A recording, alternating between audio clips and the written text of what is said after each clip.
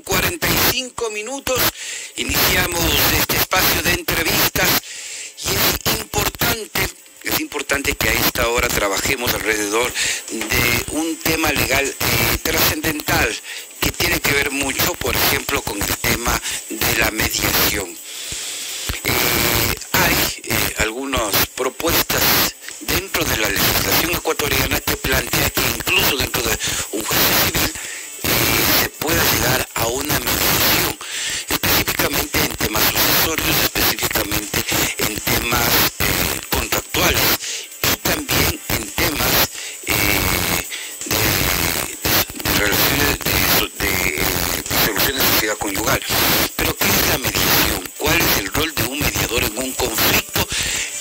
Es una de las principales inquietudes que nosotros le planteamos a esta hora al ingeniero Víctor Julio Sánchez, con quien conversamos en esta mañana. Ingeniero, muchas gracias y muy buenos días. Bienvenido a Pulso Informativo a través de la señal de Francisco Estéreo 102.5 para la ciudad de Quito. Ingeniero, muchas gracias y muy buenos días. Buenos días, Mario. Buenos días a toda la audiencia. Muchas gracias por el espacio que nos has brindado aquí. Es importante hablar sobre el tema de la mediación. Yo represento en estos momentos a la Escuela de Mediación Pacto de Paz. Con tu pregunta, con el rol del mediador, ¿cuál es el rol del mediador en el conflicto? Primero tenemos que tener claro que el mediador es un tercero neutral, imparcial, es decir, que no toma ninguna partida en el conflicto para decidir sobre las partes. No es dar la razón a nadie, no es saber quién tiene vulnerado, más bien es dirigir con imparcialidad, una reunión en la que las partes puedan tomar una decisión para la solución de un conflicto. Es importante recalcar que estos temas están tomados en cuenta por la Constitución. La República del Ecuador, en su Constitución, en el artículo 190, señala que se reconoce el arbitraje y la mediación y otros medios alternativos para la solución de conflictos, y que estos se aplicarán con sujeción a la ley en materias en las que por su naturaleza puedan ser transigibles. Ahora, frente a esto es importante que cuando nosotros optamos, ingeniero, por el tema de la mediación, el arbitraje, y siempre se dice, no hay mejor juicio que un buen arreglo. Y frente a eso, esa es una de las máximas que se trabaja, o sea, mejor trate de arreglar en el caso de que haya la posibilidad y, como usted dice, sean transigibles. En otros casos no es negociable la posibilidad de que se busque justicia. Pero regresando al tema del arbitraje y de la mediación, ¿qué validez jurídica tienen las actas de mediación en lo que tiene que ver cuando se llega a este tipo de acuerdos, que se lo hace específicamente y de manera solemne ante una persona que está calificada como un mediador?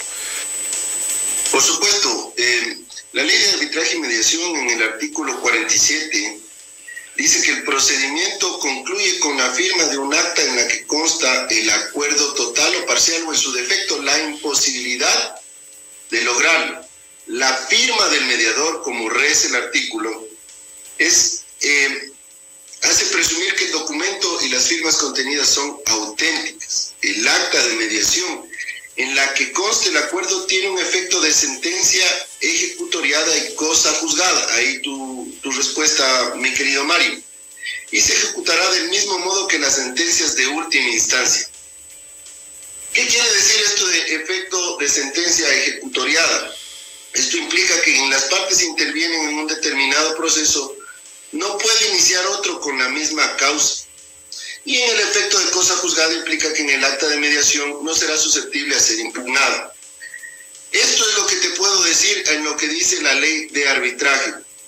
Para darte una pequeña reseña, el acta de mediación consta las firmas del mediador en la que demuestra que se llegó a un acuerdo. La reunión para la mediación siempre tiene que ser voluntaria y obviamente tiene mejores efectos a la justicia ordinaria. Mejora los costos y es mucho más ágil. Otro de los temas, y es importante, cuando se plantea o se reconoce el tema del arbitraje o de la mediación, a la mediación asumiéndolo como una primera instancia, es como una alternativa, un mecanismo alternativo para desconcentrar lo que es la actividad y la administración de justicia en el Ecuador. Pero frente a eso, ingeniero, ¿qué dice la normativa jurídica con respecto al tema del arbitraje? ¿Esto tiene un sustento que viene propuesto desde la Constitución de la República? ¿Desde dónde nace? ¿Cuál es la fuente legal de origen de estos dos temas, de la mediación y del arbitraje? Claro que sí, estimado Mario. Tú sabes que nuestra ley madre es la Constitución. Y la Constitución de la República del Ecuador, en su artículo 190, la reconoce y lo reconoce el arbitraje y a la mediación y otros procedimientos alternativos para la solución de conflictos que se aplicarán con sujeción de la ley, siempre y cuando que por su naturaleza sean transigibles. Eso cabe recalcar. No todo procedimiento puede entrar a mediación. Luego tenemos la ley de arbitraje y mediación, que en su artículo 43 determina que la mediación es un procedimiento de solución de conflictos por el cual las partes asistidas por un tercero neutral llamado mediador procuran un acuerdo voluntario que verse sobre manera transigible de carácter extrajudicial y definitivo y que ponga fin al conflicto. Podemos mencionar el artículo 46 de la mediación, que establece proceder. ¿Cuándo establece proceder una mediación? Primero, cuando existe un convenio escrito en que las partes se someterían a mediación en caso de conflicto.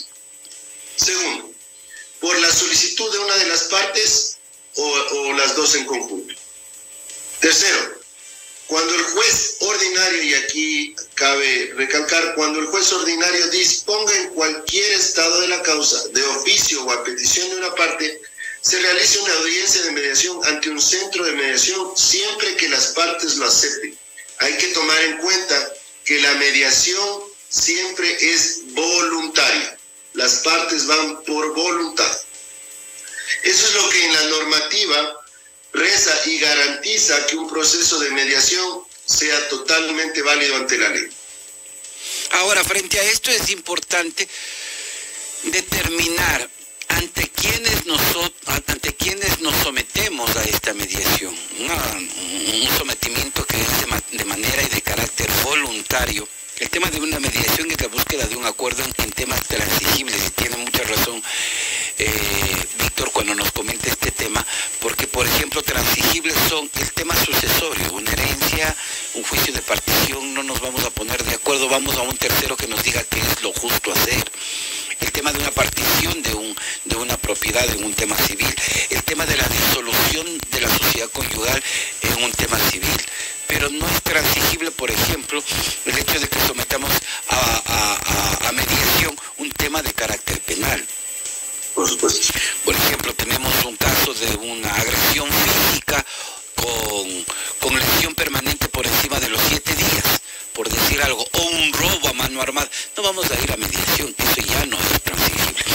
Pero frente a eso, al someternos a un tercero importante, estamos hablando del mediador. Y aquí la pregunta, Víctor, ¿cuáles son las características? ¿Quién es y qué requisitos debe reunir un mediador en este sentido? Bueno, por cuestiones documentales y éticas, tenemos diferentes características que debe reunir un mediador. Primero que nada, tiene que estar certificado, registrado y habilitado por el Consejo de la Judicatura. De ahí vienen las virtudes que debe desarrollar y las que debe explotar al momento de mediar. Son favorecer siempre al diálogo, generando opciones para que las partes decidan sin imponer su punto de vista. Aquí el mediador no tiene que dar su criterio, sino ser una guía para que las partes lleguen a un acuerdo. Ser imparcial, equilibrar el poder de las partes para que discutan en igualdad de condiciones, garantizar la construcción de acuerdos justos, siempre en respeto de los derechos de las partes y de los terceros. Ojo que aquí hay también el tema de alimentos, donde obviamente hay que tener respeto entre padre y madre, y que ya se crea un vínculo también, porque tienen un hijo de por medio, ¿no? Entonces hay que ser muy cautos en ese tema. Utilizar reuniones por separado, y esto es muy nutritivo para la parte de solución de conflictos, porque a veces tener las dos partes juntas te genera una fricción. Cuando haces reuniones independientes, pues tú puedes saber ya la posición de una persona y saber la postura de la otra parte. Algo muy importante es que un mediador también tiene la obligación de excusarse en caso de identificar un conflicto de intereses con una de las partes. Es algo ético y moral. Y obviamente, solamente por recalcarlo, rechazar de cualquier manera cualquier tipo de dádivo o regalo por una de las partes, ¿no? Esto es una cuestión muy seria y profesional, entonces basta con recalcar ese tema. Los temas éticos y morales en esta solución del conflicto, más aún al tratarse de reuniones que son voluntarias, pues tienen que ser muy bien dirigidas, mi estimado Mario.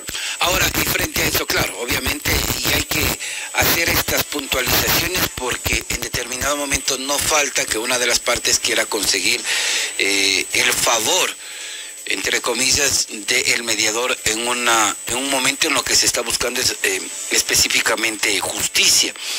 Y justicia para las partes, porque cuando se está buscando un acuerdo y cuando se somete de manera voluntaria, lo que estamos es preveyendo que haya justicia y equilibrio para las partes. Porque se sugiere la opción de la mediación en la resolución de conflictos a través de la mediación. Bueno, aquí es importante hablar del tema, porque el sistema judicial de nuestro país es un sistema lento, que procede de diferentes formas y a veces toma mucho tiempo la solución judicial. Entonces, con la resolución de conflictos alternativos, en este caso de la mediación, eso se vuelve de una manera más ágil. Puede ser que en 30 días ya nosotros tengamos resuelto un caso, ¿no? Y eso nos evita entrar a juicios largos, engorrosos, desgastantes, por una parte.